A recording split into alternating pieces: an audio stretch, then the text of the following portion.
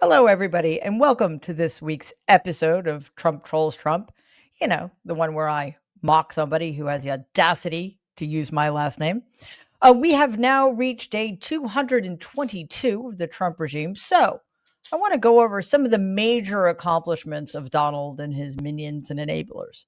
Hold on to your hats. The war in Ukraine ended on day one, not day one of the Trump regime. No, on day one of the transition in November 2024. Medicaid and healthcare have been secured for generations. The national deficit is a thing of the past. Grocery prices are at an all-time low, and inflation? Wait, is there such a thing as inflation? It shouldn't surprise you that none of what I just said is true. And yet that's what we're basically told on a daily basis by Donald and horrible people like Caroline Levitt. How are they doing when it comes to law and order, though? Let's watch this report from WTTG, Washington, D.C.'s local News 5.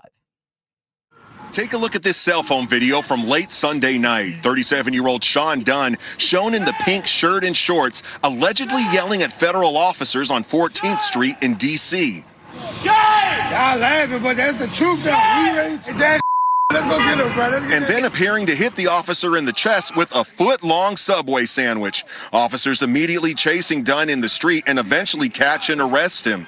According to the criminal complaint, Dunn allegedly told police, "I did it. I threw a sandwich." D.C. U.S. Attorney Jeanine Pirro. And then he took a Subway sandwich about this big and took it and threw it at the officer. He thought it was funny. Well, he doesn't think it's funny today because we charged him with a felony, assault on a police officer, and we're going to back the police to the hilt.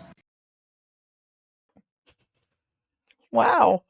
What is she, like an anchor on Inside Edition or something? I mean, come on. Assault with a delicious weapon is a felony in this country now? Does it come with a death penalty? Actually, I shouldn't joke about that because next thing you know, it will be subject to the death penalty. Look, I'm sorry to make fun of this because we do not condone sandwich-related crimes here at Marriage Trump Media. Actually, I didn't know there was such a thing. But whether the threats, and this is a regional issue, obviously. So whether the threats come from heroes, grinders, subs, blimpies, footlongs, or even po' boys, whatever that is, it is not right. But is it a felony? I mean, it's a felony, I guess, if the federal government says it's a felony. But according to a federal grand jury, it is not indeed a felony to throw a sandwich, oh, the horror, on Wednesday in yet another stunning blow to Jeanine Pirro's war on cold cuts and apparently bread. The grand jury declined to indict the sandwich thrower on the felony assault charge, and prosecutors refiled the case as a misdemeanor assault. Could it possibly be that Washingtonians are pushing back against Donald's decision to turn the city into an armed fortress? Maybe. Jeanine Pirro is somewhere still not laughing because she still doesn't have a sense of humor. Look, I get it. People should not be throwing things at cops. That is bad practice. However, do we seriously believe that launching a bunch of bread and some pastrami at somebody is a violent crime? I mean, this whole episode just illustrates how frustrated the people of Washington, D.C. are with the federal government coming in and turning their city into an armed fortress with National Guardsmen everywhere. And it's also a reminder of just how absurd and the absurd lengths this regime will go to try to make incursions into our civil liberties. I know there's a question that all of you have probably been asking. What would baby JD Vance do? You remember him, right? How could we forget baby JD Vance? Baby JD Vance wants the American people to know a couple of things about crime in our streets, and who better to tell us than baby JD Vance? All of it can be blamed on Democrats. Baby JD Vance wants Americans to know that he talks to Donald all the time. That is the only time in my life I have ever felt bad for Donald. He wants us to know that he and Donald, he being baby JD Vance, and Donald are really close, and that he, quote unquote, consults him over important issues, like what memes to be angry about, for example. There's one thing we all know for sure about baby JD Vance. He knows with the depth of a master how to hold a crowd in the palm of his hand. It is stunning. It is mesmerizing. Let's watch this clip when he had the audience absolutely rolling in the aisles. And seriously, credit where credit is due. I mean, I think he's a vile, monstrous Nazi. But JD Vance, baby JD Vance, really does know how to work a room. Check this out from a public event this week in La Crosse, Wisconsin. We were having lunch yesterday, and the president said, JD, I don't know how I did it. I have actually got the Democrats to come out in defense of crime. And it is crazy. If Donald Trump came out tomorrow and said he really likes puppies, you would have AOC come out and say puppies are terrible. Well, that's hysterical. I don't think that's a joke. Was that a joke? I'm not really sure. I don't think that's something baby JD Vance really should have said, given the fact that Donald hired as the Secretary of Homeland Security a puppy murderer. But hey, baby JD Vance, you do you. Before we move on, I would like to show one more clip from the baby JD Vance rally, if that's indeed what it was, because nobody really seemed to rallied. So right after baby JD Vance was introduced, he approached the microphone and tried to get things going, which he's so good at doing because he's charismatic like nobody we've ever seen before. He was determined to try to get the audience on his side before he even began his speech, like with an effortlessness that can only be described as sublime and artistic. Did it work though? I'm going to let you decide. Just watch the faces of the men behind baby JD Vance as he tries to pump up the crowd. None of this video was edited because, we want to show it to you straight as always. This is how it happened. Take a look. Thank you all. We love you all. Thank you all, Wisconsin. It's great to be here. We have a great looking crowd here. Thank you all. It's the best looking group of welders and steel men and women I've seen in my entire life, I think. This is a sharp crew. Now, everybody behind me, I was told, volunteered to be there, and so you guys have to clap and cheer at everything that I say, and if not, we're going to have to kick you the hell out of here.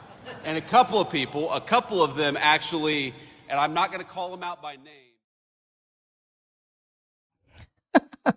They forgot the laugh track, apparently.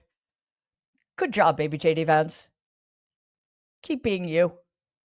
Speaking of crowd pleasers, because how else could we possibly describe that? Nancy Mace is back in the news this week. Do you remember her? She is essentially a MAGA weather vane, proud Republican, and one of Donald's latest cheerleaders, which is saying something. This is South Carolina Representative Nancy Mace. Yes. Infamous homophobe and transphobe. The Republican Party has long called itself a big tent, which is kind of hysterical because it's full of, I guess maybe it is a big tent, but it's certainly not a diverse one, unless by diversity you mean white Christian people. So it has described itself as a party in which more voices are always welcome. That spirit of unity through diversity was on full display at a press conference earlier this month when Mace announced her run, heaven forfend, for governor of South Carolina. So let's take in the vision of togetherness that the Republican Party so embodies together, shall we? We're going to ban child porn in libraries. You should see some of the books I have seen recently. We're going to expand adult education as well. We are going to ban pronouns in the classroom. I don't want to see any glitter parties. I want kids coming home with A's and B's, not they and them. And let me be very clear, no state dollars to any K through 12 school, college, or university that teaches there are more than two genders. We will not fund any schools that allow biological men in women's bathrooms or locker rooms, that allow men to compete in women's sports, or schools that push gender ideology. Let me tell you today, as governor, you will be cut off. That was riveting. By the way, not one thing she said is going to make anybody's life better. So yeah, please do go ahead and vote for her. Other thing, and I actually just broke a rule that I made up while I was watching that clip. I am going to try to do the rest of the show without using pronouns and see how well it goes. I want to check in and see how her campaign is going now. Mace advertised over the weekend that Mace would deliver a speech at an event put together by Moms for Liberty, a essentially fascist organization, for their Horry County, South Carolina chapter meeting in Myrtle Beach. But when only 8 people showed up, the speech was canceled. According to local Horry County, South Carolina news, quote, at 4 p.m., the scheduled start for the event, there were more chairs empty than were occupied. Well, yeah, I mean, unless there were only 9 chairs. Plans seemingly changed because only 8 people were in the room, not including members of the press and security. Mace and her team entered through a side door, walked past the stage where she had been set to speak, and went into a back room. A member of her press team came out shortly after, spoke briefly with the event organizer, and then told reporters the Congresswoman would take questions from the press before meeting individually with attendees, unquote. She did not, in fact, take questions from the press, but instead sent a surrogate. I'm stopping with the not using pronouns thing because it's impossible to speak English coherently without pronouns. By the way, mine are she and her, just in case you were wondering. So it is not going well for the South Carolina Congresswoman. Now, the question is, will South Carolina draw the line? I mean, Lindsey Graham is one of their senators, so I have this terrible feeling that we are soon going to have a Governor Mace, but at least she won't be in Congress anymore. I just realized that's what they call cold comfort. Anyway, we're going to move from censorship in Congress to chickens in the cabinet. There are a lot of them, starting with the, chief executive chicken. Remember when the United States Secretary of Agriculture actually looked into the cameras with a straight face and suggested that Americans could combat the incredibly high cost of eggs by getting themselves a, quote, backyard chicken, unquote. To which at the time I asked, cool, how do I get a backyard? I live in a city in an apartment building. Yeah, that was Donald's handpicked agricultural secretary, Brooke Rollins, seen in this file photo explaining to the press the best way to catch a chicken. I mean, I think that's what that's a picture of. She looks raring to go. This week, Rollins was talking about revolution, which is exactly what you want from a Secretary of Agriculture. At Donald's incredibly embarrassing North Korean-style cabinet meeting on Wednesday, Collins expanded on the historical importance of the year 1776 and more, because that's what you should be talking about in a cabinet meeting. There's one problem, however. She isn't really sure when the Civil War happened. Watch.